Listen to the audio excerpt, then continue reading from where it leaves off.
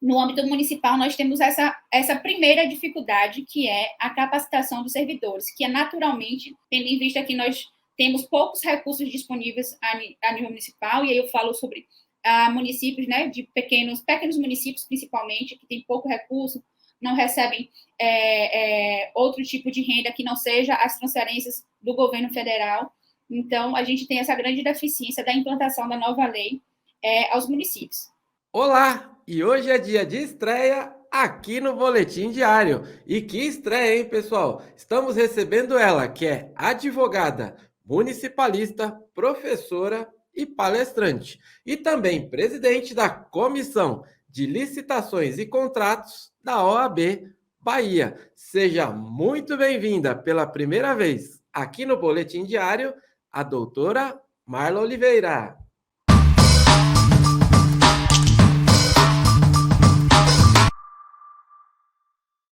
Olá, gente. Olá, Ricardo. Muito obrigado pelo esse convite. Muito obrigada pela possibilidade, né, de compartilhar um pouquinho da minha vivência municipalista com vocês da Forset, né, para que a gente possa mostrar, né, para todos os clientes de municípios, né, e também para os fornecedores que trabalham, que militam com a administração pública, contratualizando com a administração pública, um pouco da versão municipal, né, da implementação da nova lei de licitações e contratos. Então, assim, agradeço imensamente por essa possibilidade de trazer um pouquinho da nossa realidade aqui baiana para vocês da Forset, né, para o Brasil inteiro. Obrigada.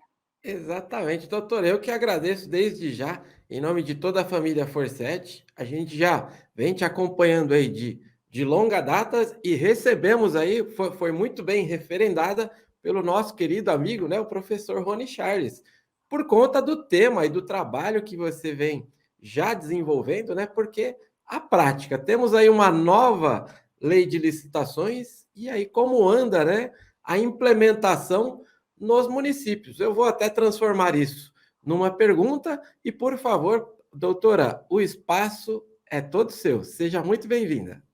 Pois não, Ricardo. Primeiramente, eu gostaria de falar que Rony, de fato, é um querido, né? Rony é um grande querido, é uma pessoa também que nos fez uma grande referência sobre a Forset. Então, assim, muito obrigada mais uma vez. Agradeço também ao professor Rony, né, por essa indicação, no sentido de estar sempre prestigiando os trabalhos, né, de nós que estamos nos colocando no mercado público também, levando um pouquinho de conhecimento. Desde quando a nova lei ela foi colocada, né, no nosso mundo jurídico, dia 1º de abril de 2021, né, em plena Semana Santa, e aí falo do Nordeste, aqui no Nordeste a Semana Santa tem um valor cultural muito grande, e eu não imaginava que naquele dia 1º, Sexta-feira Santa, a gente chama Sexta-feira da Paixão aqui, em caráter religioso, eu receberia tantas ligações e mensagens para perguntar se realmente era verdade, e já recebi mensagem de pregoeiros perguntando se na segunda-feira nós já poderíamos implantar a nova lei no âmbito municipal, né? Então, nesse momento, já verifiquei que precisávamos correr contra o tempo é bastante curto, a gente tem um período de experimentação, né, por 2 anos, e esses 2 anos, eles se tornam um tempo menor ainda, quando se trata da realidade municipalista. Por quê? Porque nós temos uma defasagem em termos de estrutura física, estrutura de pessoal, de capacitação de servidores, realmente de disponibilização, né, de material humano, de profissionais de nível intelectual que possam operacionalizar, né, a legislação pertinente a licitações e contratos. Então, esse tempo, né, esse período de 2 anos para que a gente possa conviver com os 12 regimes, no âmbito municipal, ele se torna mais curto ou mais difícil de se operacionalizar, já que nós não temos servidores a nível municipal capacitados, normalmente que já deveriam estar capacitados com a Lei 866, tem quase 30 anos. Então, nós temos um processo aí de dificuldade, considerando que a nova lei, a Lei 14.133, é uma lei extremamente analítica, é uma lei extremamente burocrática, que traz novos instrumentos, onde esses instrumentos, apesar de não serem tão novos assim, como estudo técnico preliminar, matriz de risco, que já existia no ordenamento, né, de outras legislações e já aplicada pela União através de instruções normativas, no âmbito municipal é extremamente novo, são instrumentos novos. Então, precisamos de ter a gente capaz de levar a informação, e que bom que vocês abriram espaço para a gente falar sobre o âmbito municipal, para expressar a dificuldade. E aí, enquanto consultora de diversos municípios, de diversos órgãos públicos, eu experimento dos dois lados. Tanto o lado como profissional acadêmica, né, já que sou professora também na área de licitações e contratos, de tentar levar esse assunto aos municípios, e quanto ao lado de consultora pública, de vivenciar de perto a dificuldade das prefeituras, né, principalmente, notadamente, aquelas de menor porte, em poder executar a nova lei em razão dessa baixa qualificação que nós temos dos servidores públicos. Muitas das vezes a gente não tem servidor público efetivo na área de licitações e contratos. A atual legislação 866 vinha trazendo a maioria de servidor efetivo, mas normalmente o presidente da comissão e o pregoeiro são na maioria servidores comissionados. Então, no âmbito municipal, a gente tem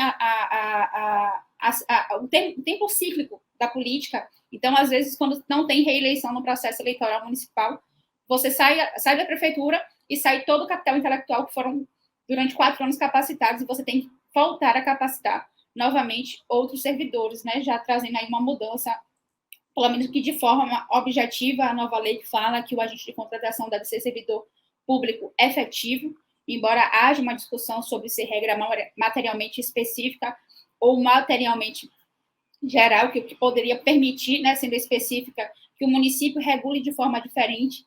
Apesar de eu ser sempre uma defensora da causa municipalista, nesse quesito, eu abraço a corrente que, precisando, né, que eu aposto em querer manter como servidor efetivo o agente de contratação, no sentido de perpetuar ali conhecimentos que fiquem para a própria administração, que não sejam capacitados servidores que posteriormente não vão dar continuidade em caso de mudança de gestão. Então, no âmbito municipal, nós temos essa primeira dificuldade, que é a capacitação dos servidores, que naturalmente nós não temos, tendo em vista que nós temos poucos recursos disponíveis a nível municipal, e aí eu falo sobre municípios, né, de pequenos municípios, principalmente, que têm pouco recurso, não recebem outro tipo de renda que não seja as transferências do governo federal. Então, a gente tem essa grande deficiência da implantação da nova lei aos municípios. Mas nós não podemos ficar somente lamentando. A gente tem a nova lei também com alguns instrumentos que vão trazer uma política de maior controle, uma política de maior efetividade das contratações públicas.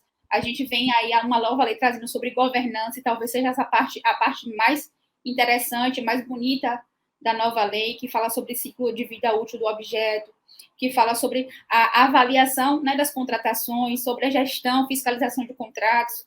Então, a gente também traz uma nova lei que, de fato, pode, sim, melhorar com as contratações públicas. Eu sempre defendo que a contratação pública, a licitação, ela não é um fim em si mesmo, é sempre um instrumento para operacionalizar as políticas públicas, e nós, consultores, pregoeiros, servidores, inclusive fornecedores, né, somos responsáveis por implementação de políticas públicas quando passamos nesse processo, né, de implementação, de disputa, desde a disputa de preço ao planejamento e a entrega do objeto e a efetiva prestação de serviço. Então, tudo isso é um caminho para se chegar na política pública. Então, entendo que a nova lei traz também benefícios nesse sentido, né, de trazer requisitos em questões de segurança, traz algumas regulamentações, algumas descrições que antes não eram previstos, né, em lei, e que realmente causavam um grau de subjetividade na interpretação da norma.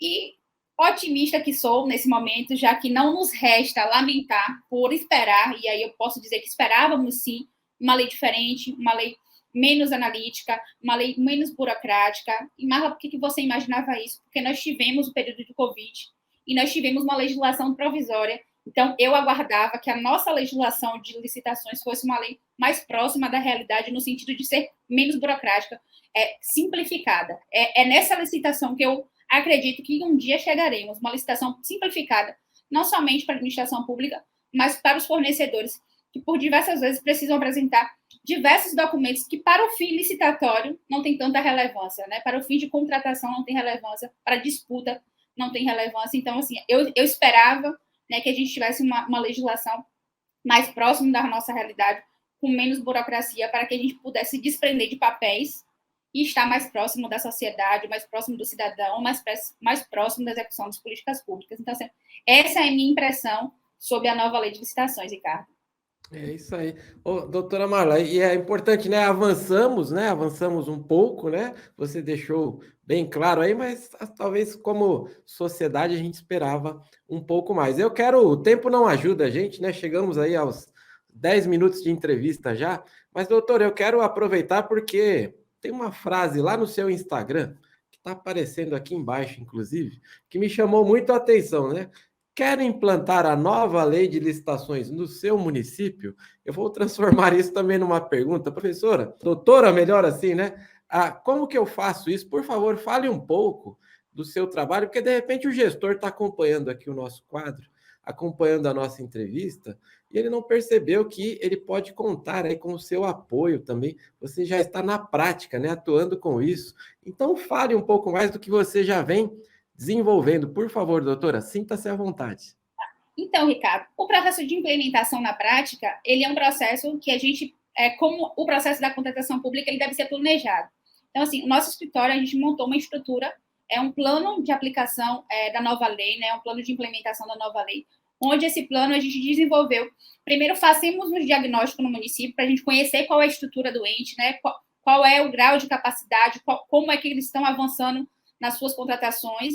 E depois disso, nós normalmente propomos um cronograma que pode ser, idealmente, de 6 meses para implantação, desenvolvidos em etapas sequenciadas, onde a gente faz o diagnóstico de como acontecem as contratações atual do município, quantos servidores já estão capacitados, quanto tempo que esses servidores estão lotados nas suas funções. Montamos um grupo intersetorial para poder iniciar os trabalhos, e a partir desse momento nós fazemos um processo de capacitação de todos os agentes envolvidos no processo de contratação, que vai desde o próprio agente de contratação aos secretários de governo, ao gestor municipal, aos controladores do município, à procuradoria municipal. E nesse processo de capacitação, nós ali construímos juntos com esses servidores, né, todos os atos normativos para a implementação da nova lei, todas as minutas padronizadas que eles precisam observar para as principais primeiras, né, contratações com base na nova lei.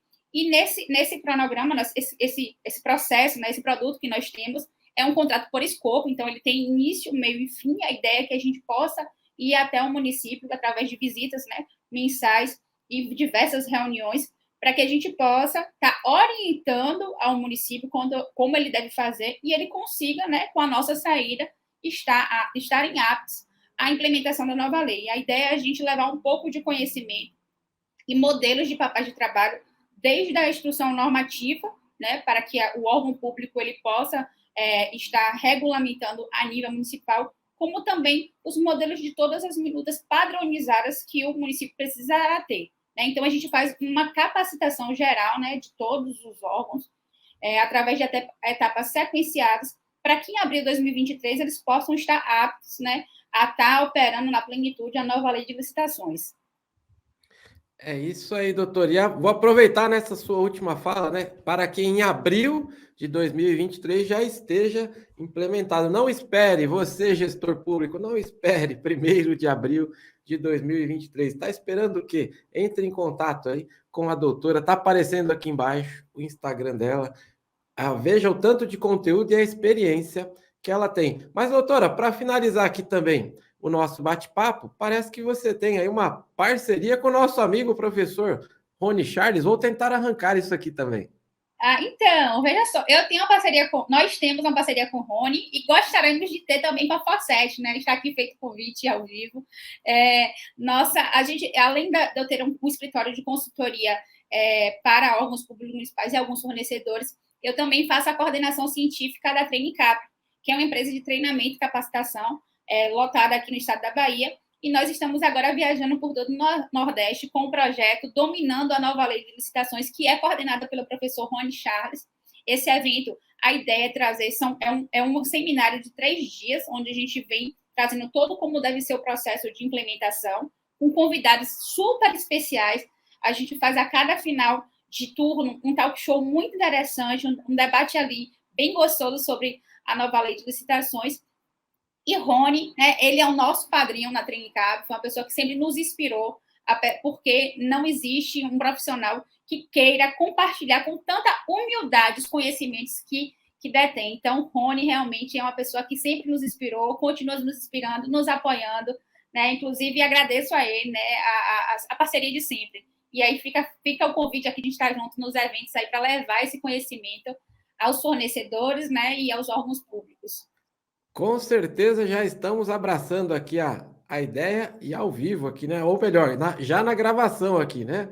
A professor Rony realmente ele inclusive é padrinho aqui deste estúdio, né? Ele que inaugurou aqui a primeira entrevista foi com o professor Rony Charles. Doutora, muito obrigado por ter aceito aí o nosso convite. Um excelente papo. Eu tenho certeza que quem acompanhou ficou com a sensação de ficou faltando um pouquinho mais, é isso aí mesmo a ideia, para que a professora, a doutora Marla Oliveira, volte aqui mais vezes, aqui no nosso quadro.